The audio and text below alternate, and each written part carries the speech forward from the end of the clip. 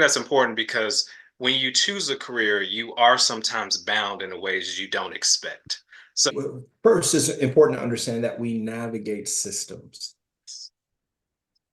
The issue is that oftentimes, especially if you come from a background like I come from, how do you navigate financial aid? How do you express agency and ask for more money? Do you even know that you can ask for more money? Right? Internships or work study and where you get your work study and how that can actually set you up for more opportunities. So if you do this, you want to do this here, right? Every step of the way, there's the explicit and there's the implicit. The issue with students and our educational system is that we create hierarchical relationships every step of the way, right? And what happens is that students are at a power disadvantage and they don't know how to navigate the dynamics of power that are going to present themselves when they do, especially once they become a professional, because the game changes. The hierarchical standard when you're navigating education is that people tell you what you need to do, right? You take my class, you get a syllabus. Once you get into the workforce, unfortunately, what happens is that there's still that power construct, but nobody really tells you how to be successful. And then tell you what the cost of success is. Explicit, implicit.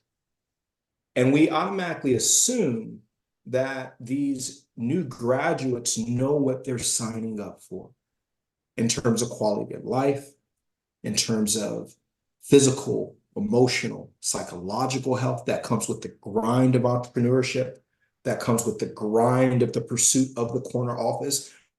Gives you a corner office just to sit in that office. They give you that office to work in that office, and you're probably going to be working a lot.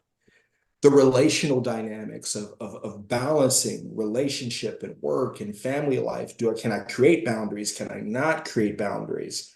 What issues can I speak up on? What issues can I not speak up on?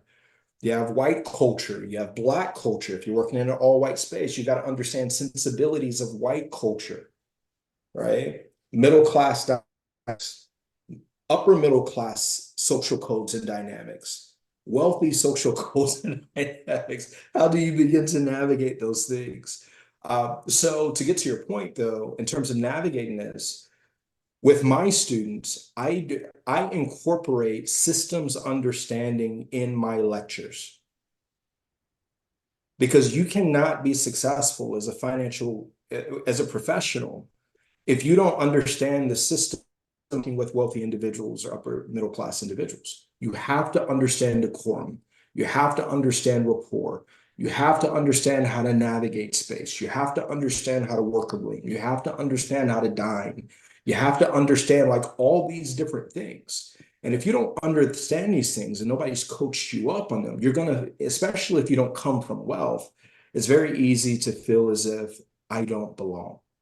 And it's not that you don't belong. It's just that you don't understand the game that you're playing. And so for me, that you as a graduating student, unless you come from a family who's navigated that space, you don't know what you don't know. You don't know what you don't know. And that's why mentors are incredibly important. However, oftentimes mentor programs are not thoughtfully designed. They're kind of created to kind of fill the void and to say that we're mentoring, but we're not effectively engaging in a space of addressing our implicit biases that we're not actually communicating. And oftentimes it's because the organization doesn't want to address those things because that's the hard work. That's the actual looking at ourselves in the mirror and saying that we're not actually doing everything right. It's not you. This isn't us thing, but that takes too much work. So for me, that's always the big piece. It's that they don't know what they don't know. There's no way that they're going to know what they don't know. Once they start working, most people aren't going to tell them. And then what happens is that they end up leaving the firm or the profession thinking that there was something wrong with them. There was never anything wrong with you. You just didn't receive the coaching.